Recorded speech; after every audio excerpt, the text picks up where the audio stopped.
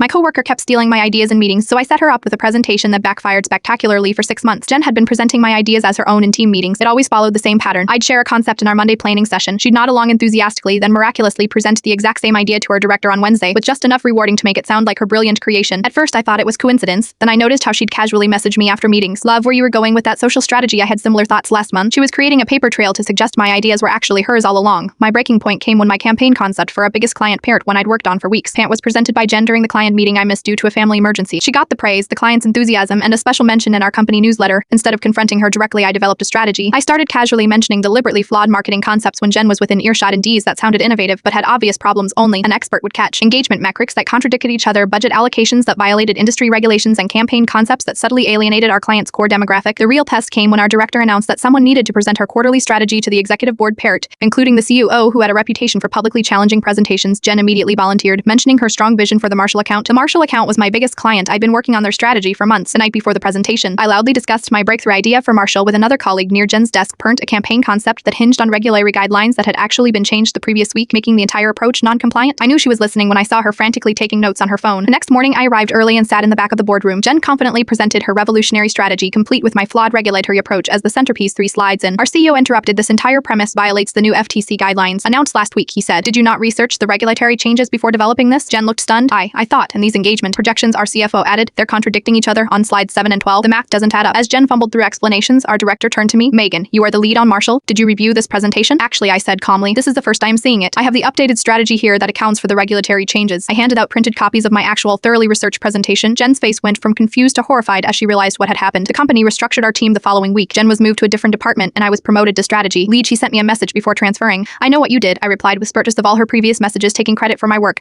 No, I know what you did. Good luck in customer support. Sometimes the best revenge isn't the confrontation per chain. It's creating a spotlight so bright that someone's true colors are impossible to hide.